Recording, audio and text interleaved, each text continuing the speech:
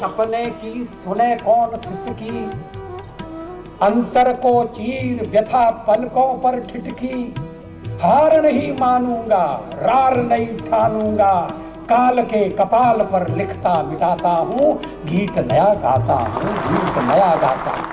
इस नए गीत का हिस्सेदार बनने को काशी भी उतनी ही बेताब है। तभी तो इंतजार भी जिंदा रखा, एतबार भी जिंदा रखा नरेंद्र मोदी पर। जमीर तो कई लोग परखने आए थे काशी का, लेकिन खुद को काशी ने नरेंद्र मोदी का वफादार बनाया और अब उसी वफादारी का सिला भी मिल रहा है। जी हाँ, सबसे बड़ी सौगात लेकर पहुंच रहे हैं प्रधानमंत्री नरेंद्र मोदी। अब भारत रत्न मदन मोहन मालवीय हो जाएंगे, जिन्होंने काशी हिंदू विश्वविद्यालय के साथ बनारस को ये ख्याति दी, और दूसरी तरफ भारत रत्न अटल बिहारी वाजपेयी। ये सौगात अब बनारस के नाम। इस नए गीत का हिस्सेदार बनने को बनारस भी बेताब है। मोदी सरकार के 6 महीने बाद भी बनारस का इंतजार जिंदा है। बदलते वक्त में भी एतबार जिंदा है। परखने को काशी का जमीर कई लोग आए थे, बनारस ने लेकिन खुद को मोदी का वफादार बना रखा है।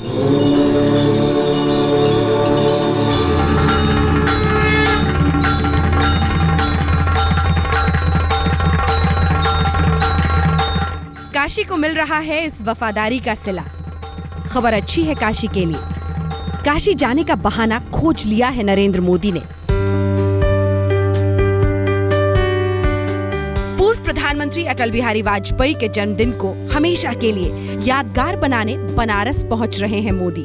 कोटि कोटि आकुल हृदयों में सुलग उठी है जो चिनगारी, अमर आग है, अमर आग है। 25 दिसंबर, जिस रोज हिंदुस्तान को मिला था एक अटल कवि, एक अटल नेता, एक अटल व्यक्तित्व, जो मुल्क के पन्नों में अटल अमर हो गया। विरोधी भी जिसके कायल हैं, उसी वाजपेयी की यादों के साथ बनारस पहुंचेंगे मोदी।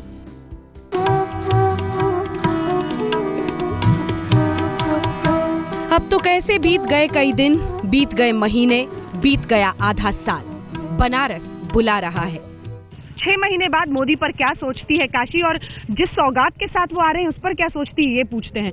वाजपेयी जी को भारत रत्न, मदन मोहन मालवीय जी को भारत रत्न, काशी कैसे देख रही है सर? काफी एक्साइटमेंट है और मोदी जी के वास्तव में हम लोग काफी सपोर्टर रहे हैं और वाजपेयी जी को लेके भी काफी इज्जत थी हम लोग के मन में। मालवीय जी को भी मिलना, एक यहाँ पे जो यूनिवर्सिटी है मदन मोहन मालवीय के नाम से ही है, तो उनका भी एक काफी जुड़ाव है बनारस से। बिल्कुल उत्साहित है हम लोग और बहुत बहुत खुशी हुई हम लोग को मालवीय जी के लिए इतना बड़ा भारत दिया जा रहा है। अटल जी भी हम लोग के फेवरेट रहे हैं और मोदी जी तो हमारे हैं ही हैं।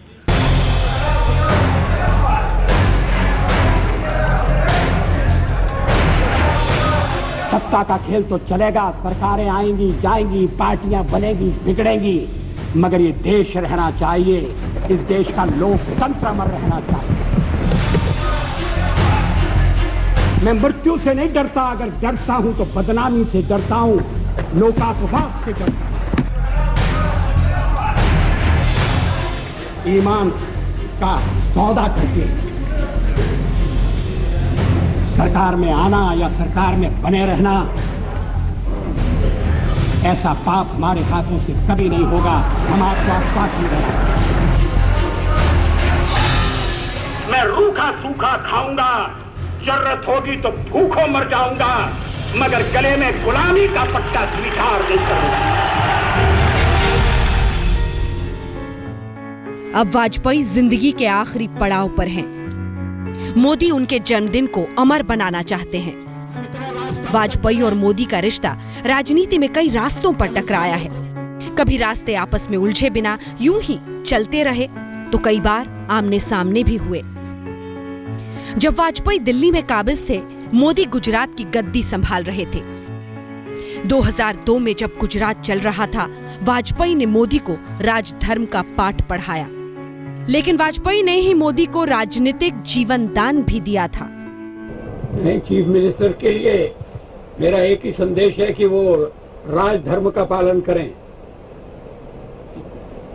राजधर्म, ये शब्द काफी सार्थक है।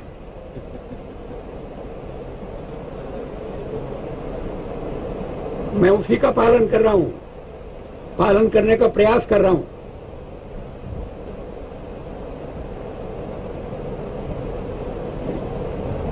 राजा के लिए, शासक के लिए प्रजा प्रजा में भेद नहीं हो सकता, न जन्म के आधार पर, न जाति के आधार पर, न संप्रदाय के आधार पर। हम भी वही कर रहे हैं साहब। मुझे विश्वास है कि नरेंद्र भाई यही कर रहे हैं। फिर 2004 आया। वाजपेयी चुनाव हार गए, तबीयत साथ छोड़ती चली गई, यादों की गलियां भी धुंधली हो गईं। वक्त बदला, किरदार भी बदले। वाजपेयी का होना पार्टी के लिए काफी हो गया और मोदी पार्टी के लिए सब कुछ बन गए। मैं नरेंद्र दामोदर दास मोदी।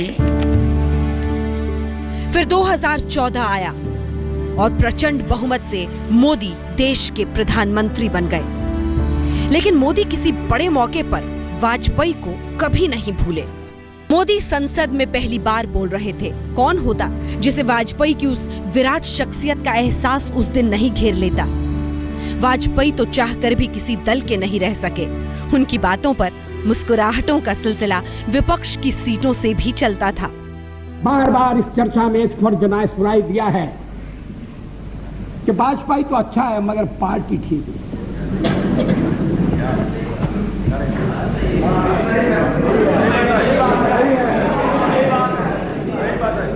अच्छा, तो अच्छे वाजपेयी का आप क्या करने का इरादा रखते हैं?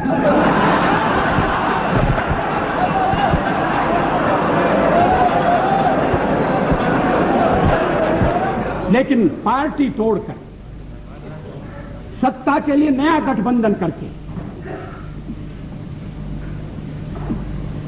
अगर सत्ता हाथ में आती है तो मैं ऐसी सत्ता को चिमटे से भी छूना पसंद नहीं करता। अब बनारस उस राजनीति की झलक देखेगा। वाजपेयी की महान शख्सियत की शुरुआत जिस दिन हुई थी, उस दिन को मोदी काशी की धरती पर अमर अजर कर रहे हैं।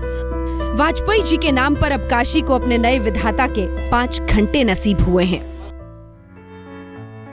काशी में बहती गंगा से नजरें मिलाइए। जब ढलते हुए सूरज की लाली एक आखिरी बार इसे गले लगाती है, जब रात अपने आगोश में से लेने को तैनात खड़ी होती है, उस पहर में, उस लम्हे में, जब धरती और ईश के मिलन पर मंदिरों में आरती की घंटियां गूंजती हैं, जब यह एहसास लहरों में समा जाता है कि बीत गया, एक और दिन बीत गया, जब आरती की लौ में चमचमाती बनारसी की जरी स्याह रात की तैयारी करती है, जब कहती है सुहागिन की बनारसी साड़ी कि समेट के रख दो मुझे कहीं अलमारी में, मलमल में लपेट कर अब बचा लो मेरी जरी की चमक फिर किसी रोज के लिए, कि बीत गया, एक और दिन बीत गया।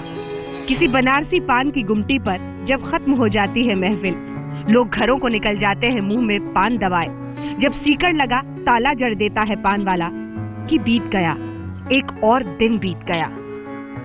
अब का से कहे काशी कि इन्हीं घाटों पर देखा था सपना और उम्मीद खुद दरवाजे चल कर आई थी। उस उम्मीद का नाम था नरेंद्र मोदी। जी हाँ, वाराणसी पहुंचे, वडोदरा छोड़ दिया और ये अंदाजा था कि इस मोहब्बत को वो निभाएंगे। तभी तो सकरी पड़ी गलियों में फंसी हुई, अटकी हुई घाट की सीढ़ियों पर पस्त हुए हौसलों ने वाराणसी में अंगड़ाई ली थी। उम्मीद तो फिर उम्मीद है, कब दिमाग पर कब्जा कर लेती है उम्मीद करने वाले को भी पता नहीं चलता। जब जब दशाश्वमेध घाट पर आरती के लिए पहुंचते थे मोदी, काशी को लगता था किस्मत उसकी फिरेगी, सिर्फ वक्त की बात है। उसी बनारस का ये एहसास अब अंजाम की राह भागने को बेताब है। आज काशी देखती है मुड़ के पीछे, क्या हुआ, क्या है बाकी, और देखती है काशी कि उसके हाथ गंदगी के ढेर पर वाईफाई का तोहफा आया है। वाराणसी के दशाश्वमेध और शीतला घाट पर वाईफाई सुविधा शुरू हो गई है। आने वाले दिनों में इसे 80 से राजघाट तक शुरू करने की भी योजना है। काशी के कैंट स्टेशन के भी दिन फिरेंगे, यहाँ भी वाईफाई का इंतजाम होने वाला है, सर्वे हो चुका है। काशी में एंट्री यानी सबसे पहले कैंट स्टेशन से सामना, उसको चमकाने की तैयारी है। वाराणसी कैंट स्टेशन पर एस्केलेटर्स यानी स्वचालित सीढ़ी की सेवा शुरू हो चुकी है। दिल्ली से मोदी का स्वच्छता अभियान सीधे स्टेशन तक तो पहुंच चुका है। रोज झाड़ू चल रही है पूरे जोर शोर से। दिन रात जिस हॉर्न से कैंट के पूरे इलाके को सुकून के 2 पल नहीं मिलते थे, वहां अंडरग्राउंड पाथवे बना अब जाम से फुर्सत का प्लान है। कानो कान खबर ये भी सुनी गई है कि सारनाथ से बीएचयू तक मेट्रो ट्रेन चलाने की योजना है। प्रधानमंत्री ने आदर्श ग्राम योजना के तहत जयापुर को गोद लिया। उम्मीद का रंग यहाँ भी कुछ बदला है। महिलाओं के हाथ में कंप्यूटर है, आत्मरक्षा में वो ट्रेनिंग ले रही हैं। बेटी को नई नजर से देख रहा है जयापुर। सोता हुआ एक गांव अपने नजरिए में जागा है। बिटिया का जन्म अब यहाँ जश्न है। हाल ही में एक बिटिया के जन्म पर यहाँ 5 पेड़ लगाए गए, मिठाई से मुंह मीठा हुआ। लेकिन जो है बस इतना ही है। मुकद्दर अचानक पलट जाएगा, ये बनारस के लिए रात का सपना ही रह गया।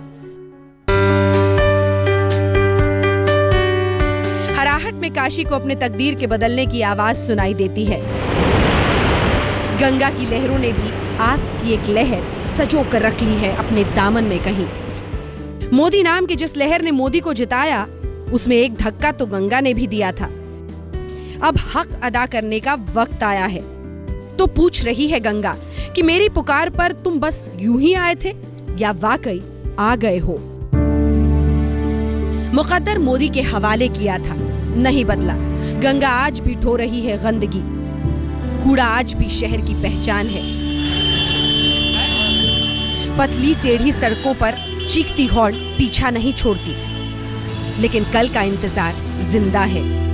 मोदी के हुनर पर भरोसा जिंदा है, क्योंकि जो हार जाए वो काशी नहीं, वो वाजपेयी जी की कविता है ना। बाधाएं आती आए, गिरे प्रलय की घोर घटाएं, पांवों के नीचे अंगारे, सर पर बरसे यदि ज्वालाएं, निज हाथों से हंसते हंसते आग लगाकर चलना होगा, कदम मिलाकर।